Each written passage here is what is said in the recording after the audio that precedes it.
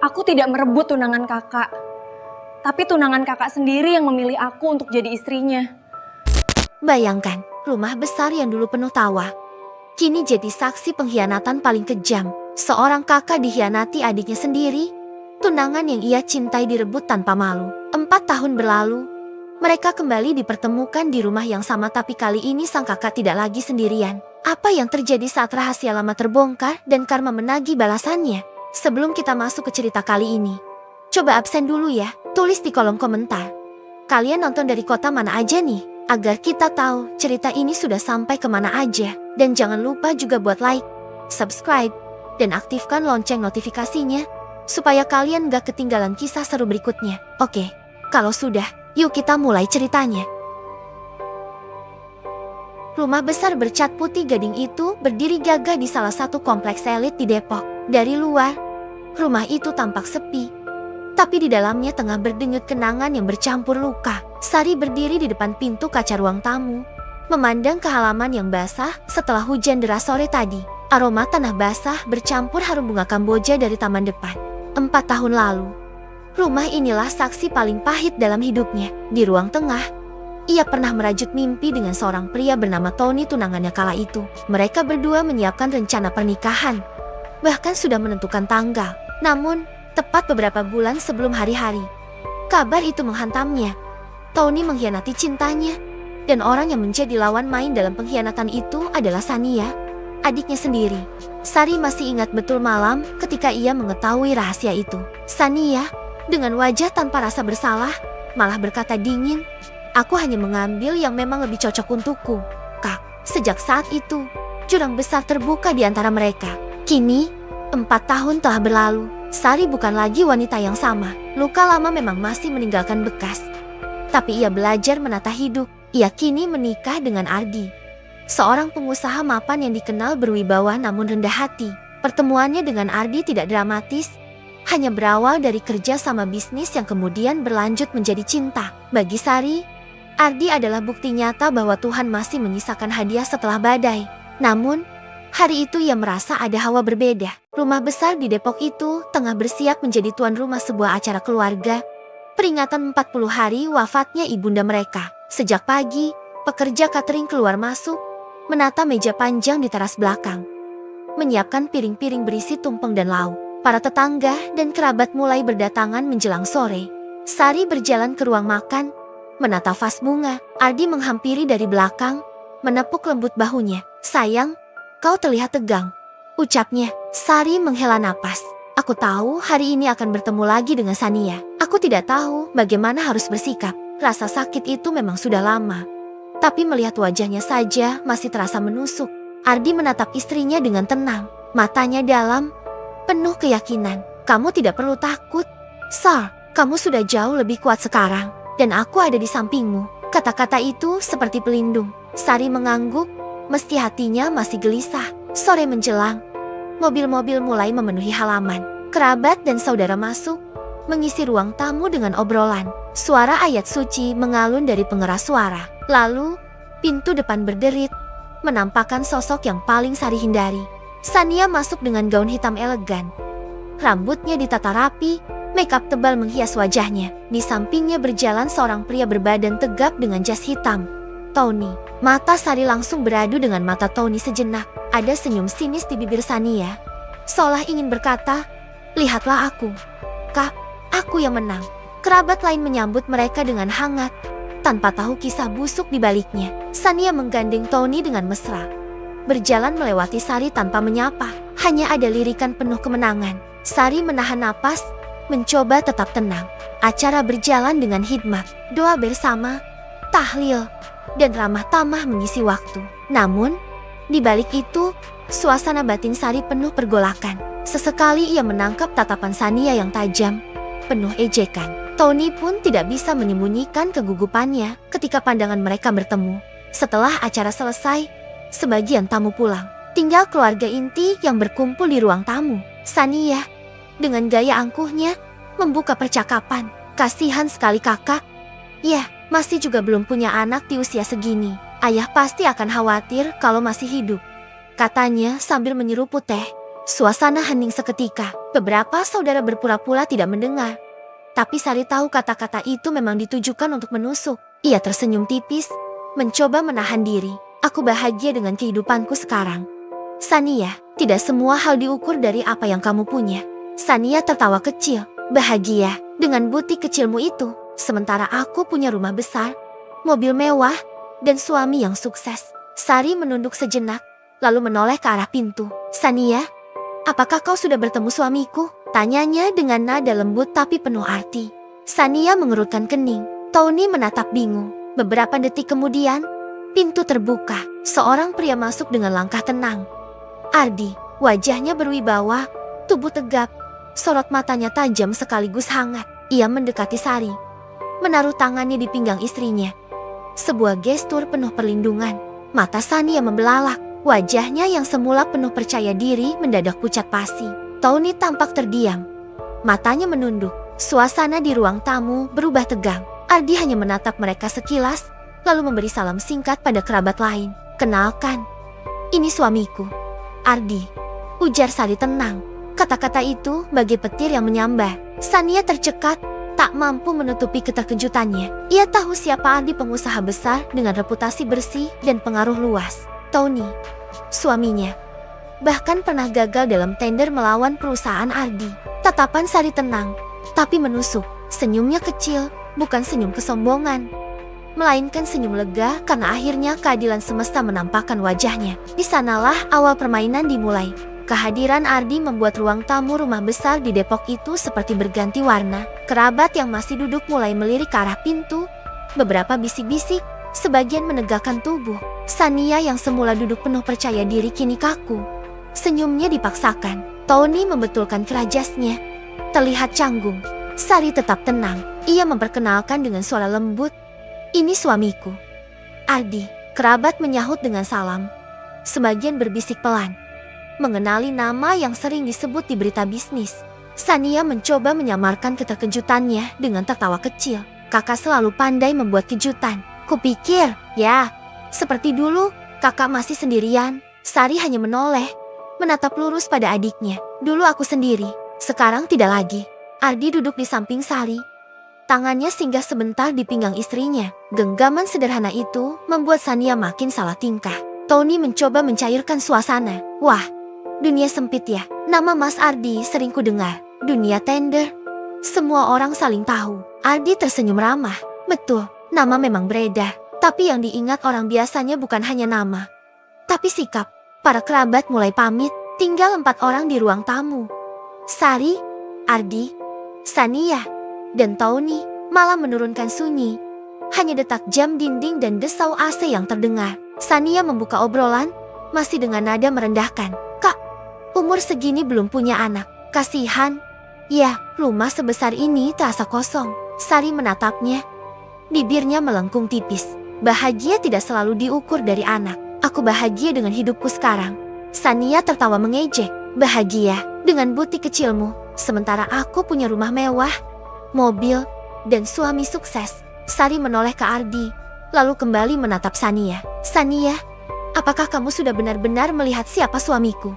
Ardi hanya tersenyum, tapi sorot matanya membuat Sania tercekat. Tony terdiam, ingatan langsung berkelebat di kepalanya. Tender yang pernah ia ikuti, tawaran proyek yang gagal karena masuknya perusahaan Ardi. Tony tahu betul, pria di hadapannya bukan sembarang pengusaha.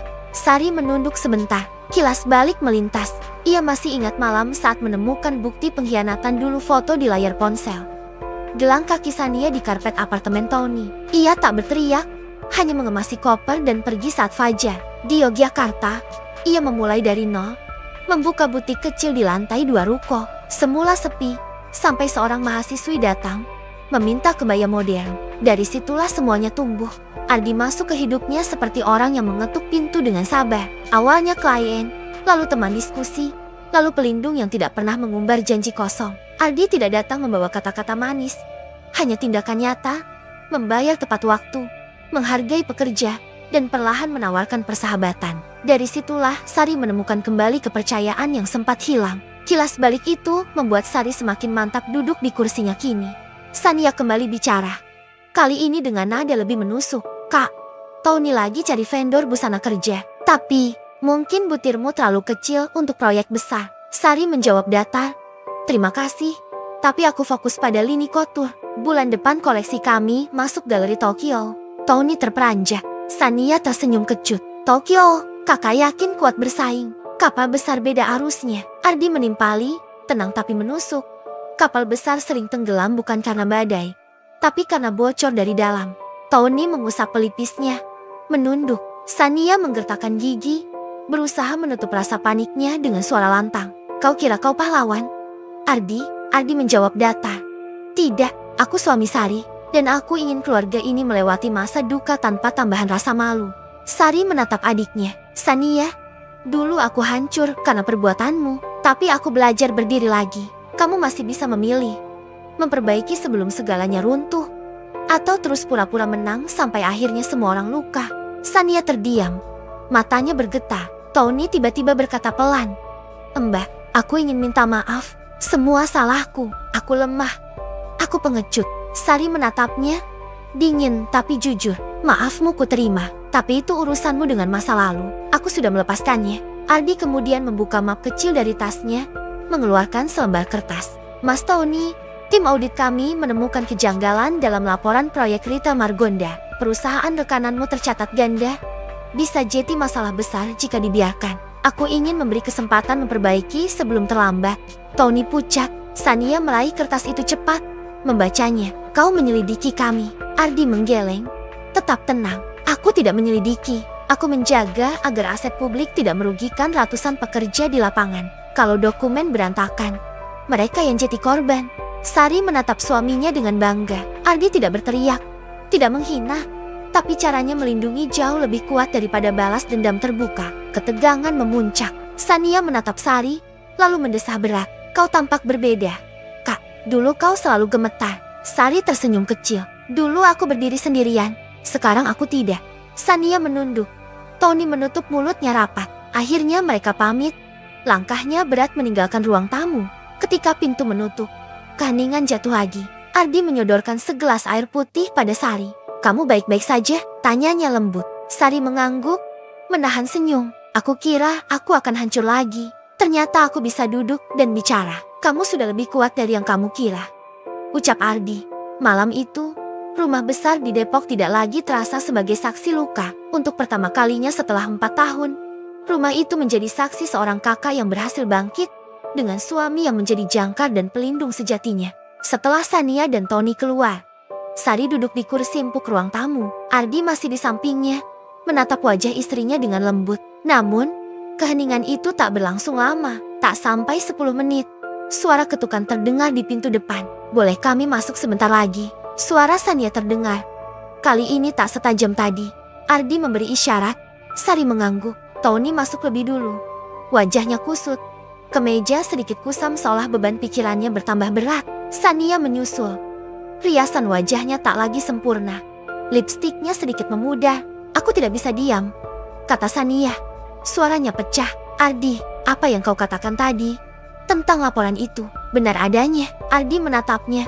Tidak keras, tapi jujur. Ya, dan kalau tidak diperbaiki, bisa berujung hukum. Tony menunduk dalam-dalam. Aku tahu, Mbak, perusahaan itu milik sepupuku. Dia memintaku menutup mata. Aku takut kehilangan kontrak, jadi kubiarkan. Sari menghela napas. Matanya menatap Tony lekat. Kamu dulu meninggalkanku karena merasa Sania memberimu jalan pintas ke puncak. Dan sekarang, jalan pintas itu membawa kalian ke jurang. Sania memelototkan mata. Jangan salahkan aku semua. Kak, katanya, meninggi. Aku hanya ingin keluar dari bayanganmu. Dari kecil, semua orang selalu membandingkan aku denganmu. Kakak pintar, kakak sabar, kakak teladan. Aku hanya Sania si pembuat masalah. Aku lelah, dan ketika Tony datang, aku pikir, akhirnya ada sesuatu yang bisa jadi milikku sendiri. Tangisnya pecah. Tony memegang tangannya. Tapi Sania menepis kasar. Tapi lihat sekarang, aku tidak punya apa-apa selain rasa takut. Aku takut kehilangan suami. Takut kehilangan wajahku di depan orang-orang. Takut, bahkan kepada diriku sendiri. Sari menatap adiknya. Hatinya campur aduk. Luka lama terasa terbuka lagi. Tapi kali ini tanpa darah. Luka itu hanya bekas dan bekas tidak bisa dihapus.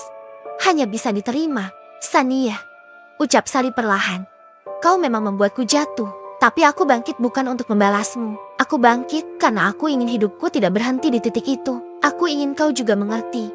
Kau takkan pernah merasa cukup kalau terus mengambil dari orang lain. Kau hanya akan merasa cukup kalau kau berdamai dengan dirimu sendiri. Ardi menambahkan, Mas Tony, Bu Sania, masih ada jalan. Aku tidak ingin perusahaan kalian hancur, tapi kalian harus jujur. Perbaiki laporan itu. Berhenti bermain curang. Kalau tidak, kehancuran akan datang, dan kali ini tidak ada yang bisa menahan. Tony terdiam. Wajahnya seperti pria yang baru saja melihat cermin jujur pertama kali setelah sekian lama. Sania menutup wajahnya dengan kedua tangan. Suasana hening, hanya jam dinding yang berdetak, seolah menghitung pilihan mereka. Akhirnya Tony berbisik, aku akan memperbaikinya. Sania menoleh cepat. Tony, aku lelah. Sania, katanya, lebih tegas. Aku tidak bisa lagi hidup dalam ketakutan. Lebih baik aku jujur sekarang, meski kehilangan banyak, daripada nanti semuanya runtuh sekaligus. Sari berdiri, menatap adiknya. Keputusan ada di tangan kalian, tapi ingat, setiap pilihan punya akibat. Dulu aku yang menanggung akibat perbuatan kalian. Kini giliran kalian menghadapi akibat keputusan sendiri. Air mata Sania jatuh. Ia tidak menjawab, hanya menggenggam tangannya sendiri erat-erat. Tony menunduk lebih dalam, dan Ardi hanya menghela napas, lalu menepuk bahu Sari untuk mengajaknya pergi ke kamar. Malam itu, rumah besar di Depok menjadi saksi lain. Bukan hanya luka lama yang terungkap, tapi juga awal runtuhnya topeng-topeng yang selama ini dipakai Sania dan Tony. Hari-hari berikutnya berjalan cepat. Ardi menepati ucapannya, mengirim tim audit untuk membantu Tony. Namun, laporan yang dibuka justru mengungkap lebih banyak kebusukan. Beberapa aset Tony ternyata sudah dijaminkan ke pihak ketiga. Sebagian kontrak fiktif. Berita itu beredar di kalangan bisnis, membuat nama Tony merosot. Sania panik, reputasinya di lingkungan sosial ikut tercoreng. Banyak teman yang menjauh, kehidupan glamornya mulai runtuh, satu persatu fasilitas hilang, mobil mewah dijual, rumah harus diagunkan. Sania yang dulu begitu angkuh kini sering terlihat linglung, bahkan mulai jarang keluar rumah. Tony, di sisi lain, mencoba bertahan dengan merendah. Ia mendatangi Ardi untuk berterima kasih. Aku memang jatuh, Mas, tapi mungkin inilah waktunya aku belajar. Ardi hanya menjawab, jatuh bukan akhir, Mas, asal mau bangkit dengan jujur. Sari tidak lagi membenci, tapi juga tidak memberi simpati berlebihan. Ia menjaga jarak, namun hatinya kini ringan. Tidak ada dendam, hanya rasa lega karena roda keadilan berputar dengan sendirinya. Sementara itu, butik Sari justru makin berkembang. Koleksinya dipamerkan di luar negeri, mendapat apresiasi.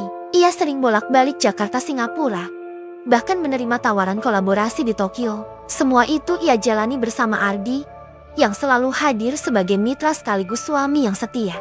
Di rumah besar Depok, yang dulu terasa penuh luka, suasana berbeda. Sari mulai menata ulang ruang tengah, mengganti karpet lama, menambahkan foto-foto perjalanannya dengan Ardi. Rumah itu tak lagi menjadi simbol masa lalu, melainkan tempat lahirnya babak baru. Suatu sore, Sania datang sendirian. Wajahnya pucat, tubuhnya tampak lebih kurus. Ia duduk di teras, memandang Sari yang sedang menyiram bunga. Kak, suaranya lirih. Aku ingin minta maaf. Sari menoleh, menatap adiknya lama. Aku sudah memaafkanmu sejak lama, Sania, tapi maafku bukan berarti aku bisa melupakan. Kita tidak bisa kembali seperti dulu. Sania mengangguk, air matanya jatuh. Aku hanya ingin kau tahu, aku iri padamu bukan karena apa yang kau punya. Aku iri karena kau selalu bisa bangkit, sementara aku selalu jatuh ke lubang yang sama. Sari menaruh gayung, duduk di samping adiknya. Kau masih punya waktu, tapi kau harus memilih. Terus menyalahkan orang lain, atau mulai bertanggung jawab pada dirimu sendiri. Untuk pertama kalinya, Sania tidak membantah. Ia hanya terisak. Di dalam rumah, Ardi mengamati dari balik jendela, lalu tersenyum kecil. Ia tahu, mungkin Sania tidak akan berubah secepat itu, tapi setidaknya, luka lama antara dua saudara itu mulai menemukan jalan menuju penyembuhan. Malamnya, Sari duduk di beranda bersama Ardi. Angin Depok berembus sejuk, lampu jalan menyala temaram. Aneh, ya, kata Sari pelan. Dulu aku kira rumah ini hanya akan jadi kuburan bagi kenanganku, tapi ternyata justru disinilah aku belajar berdiri lagi. Ardi meraih tangannya. Rumah tidak pernah salah. Sar, yang salah hanyalah orang-orang di dalamnya. Dan sekarang, rumah ini sudah punya cerita baru cerita kita. Sari menatap wajah suaminya. Senyum hangat tersungging. Ia merasa utuh. Tidak lagi rapuh seperti dulu. Dan malam itu, rumah besar di Depok berdiri kokoh di bawah langit. Bukan sebagai saksi pengkhianatan, melainkan sebagai saksi kebangkitan seorang kakak yang mampu melewati luka. Dan seorang istri yang akhirnya menemukan arti bahagia yang sesungguhnya. Dan itulah kisah kita kali ini. Kalau kalian suka dengan cerita ini, jangan lupa untuk tekan tombol like, subscribe, dan aktifkan lonceng notifikasinya, supaya kalian gak ketinggalan kisah seru lainnya. Sampai jumpa di cerita berikutnya.